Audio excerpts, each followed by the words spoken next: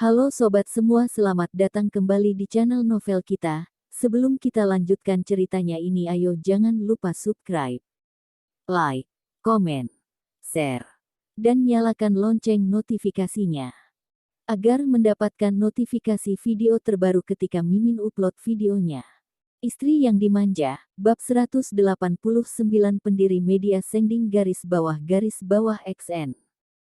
Langkah kaki Ricky Mo tidak berhenti. Pulang nanti baru bicara lagi. Dia berbicara seperti ini, Amanda Mu mengerti, dia tidak mungkin tidak mempedulikan masalah ini. Ternyata benar, begitu sampai di rumah, Ricky Mo langsung menuju ruang baca. Amanda Mu kembali ke kamar, berencana menulis skrip, tapi saat menulis, dia tidak bisa menahan kemudian membuka Weibo, melihat di Weibo apakah ada berita buruk mengenai media Sengding. Topik paling awal masih seputar Peter Si dan Amanda Mu, komentar yang memaki media Sengding sama sekali tidak banyak. Tapi sudah merasa akan ada orang yang membuka sejarah gelap media Sengding. Amanda Mu dulu juga pernah mencari tahu informasi mengenai media Sengding. Ada beberapa info buruk. Tapi karena terlalu kecil, tidak terlalu mempengaruhi reputasi media Sengding. Kalau dibandingkan dengan perusahaan besar lainnya, reputasi media Sengding termasuk masih bersih. Amanda Mu tidak tenang, membawa laptop pergi ke ruang baca Ricky Mo. Berdiri di depan pintu ruang baca, dia mengetuk pintu dengan pelan, kemudian perlahan membuka pintu, mendongakkan kepala masuk ke dalam. Aku masuk apa aku akan mengganggu kamu? Satu tangannya memegang laptop, tangan satunya lagi memegang pintu, setengah badannya masuk ke dalam, dengan sangat sopan dan berhati-hati, membuat Ricky Mo tertawa. Dengan sedikit menahan tawa dia berkata, "Mungkin bisa mengganggu aku." Amanda Mu memandang dia. Amanda Mu melihat begitu sampai rumah dia langsung masuk ke ruang baca. Mengira dalam hatinya sebenarnya sangat cemas, benar-benar takut akan mengganggu dia, tidak disangka dia masih ada niat menggoda Amanda Mu. Amanda Mu menutup pintu, dengan membawa laptop berjalan mengitari meja kerja menuju ke belakang meja, pandangannya jatuh pada layar laptop. Ricky Mo juga sedang melihat Weibo. Masih membuka halaman situs lainnya, judul halamannya tertulis, "Perencanaan Hubungan Masyarakat yang Sukses, Media Sengding yang Tidak Diketahui Orang, Mengejutkan." Bos dunia hiburan, beberapa judul semacam ini. Amanda Mu penasaran bertanya kepadanya. Apa yang sedang kamu lakukan ini? Menurutmu apa yang sedang aku lakukan, itu yang sedang aku lakukan. Ricky Mo menutup halaman situs yang sudah dibaca, menarik Amanda Mu ke dalam dekapannya. Amanda Mu. Petik 2. Dia benar-benar terlalu polos. Jadi, baru bisa merasa masalah kecil seperti ini bisa membuat Ricky Mo pusing. Amanda Mu mendorong dia, bertanya. Masalah ini sebenarnya mudah untuk diselesaikan. Kamu akui hubunganmu dengan kakak besar, atau aku dan kakak besar memberi klarifikasi sudah cukup, tidak perlu terlalu repot. Setelah terungkap hubungan Peter Si dan Ricky Mo, orang-orang yang membuat artikel, media Sengding memperlakukan Peter Si dengan tidak baik, akan tutup mulut. Tidak bisa. Ricky Mo menggelengkan kepala. Nanti mereka akan kembali menyerang kakak besar.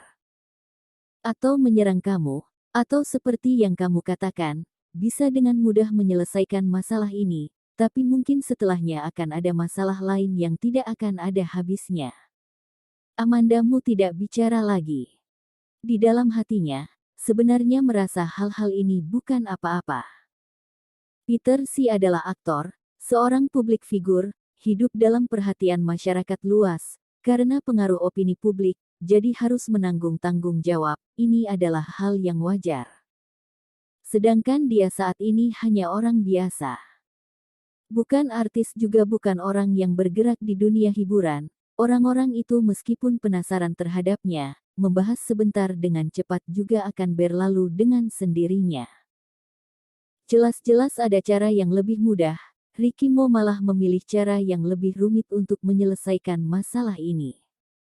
Ricky Mo hanya tidak ingin Peter Si dan Amanda Mu terlibat. Bisa dikatakan, Ricky Mo begitu melindungi dia.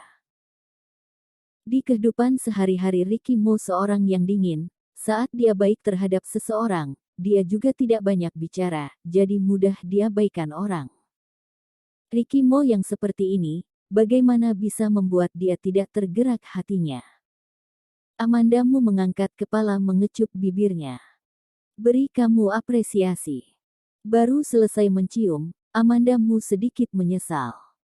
Dia duduk di atas paha Ricky Mo, respon tubuhnya, Amanda Mu tentu bisa merasakan. Kamu. Ricky Mo tidak melakukan apa-apa terhadapnya, hanya berbicara dengan suara serak. Sekarang mau melakukan hal penting, tidak bisa membalas pemberianmu, tunggu malam nanti. Selesai berbicara, masih sengaja mengangkat kepala. Wajah Amanda Mu memerah, berdiri dari pangkuannya, menginjak kakinya. Tidak tahu malu.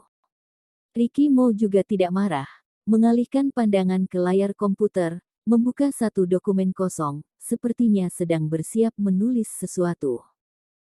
Amanda Mu menebak, mungkin dia mau menulis draft hubungan masyarakat. Amanda Mu juga tidak mengganggu dia, membawa laptop berjalan sampai ke sofa dan duduk, melepas sandal duduk bersila di atas sofa, meletakkan laptop di atas kakinya, perlahan mulai menulis skrip. Yang sedikit mengejutkan adalah saat di kamar hatinya terus tidak tenang, sampai di sini, tiba-tiba berubah menjadi tenang, pikirannya juga menjadi sangat jernih, ide untuk menulis skrip juga muncul dengan cepat. Sampai dia selesai menulis skrip, baru menyadari sudah hampir jam 5. Begitu mengangkat kepala, melihat Ricky Mo masih duduk di depan meja kerjanya menulis sesuatu, sepertinya sedang menulis menghapus sesuatu, tampak sangat serius sekali. Ricky Mo mengambil mouse tidak tahu melakukan apa, kemudian berdiri. Sudah larut, ayo pergi makan. Amanda Mu meletakkan laptop berjalan menghampiri, dengan sedikit penasaran berkata, kamu sudah menulis sepanjang siang hari, kamu menulis apa? Kamu menulis apa? Ricky Mo melirik sebentar ke arah laptopnya. Amanda Mu. Skrip film. Tunjukkan ke aku.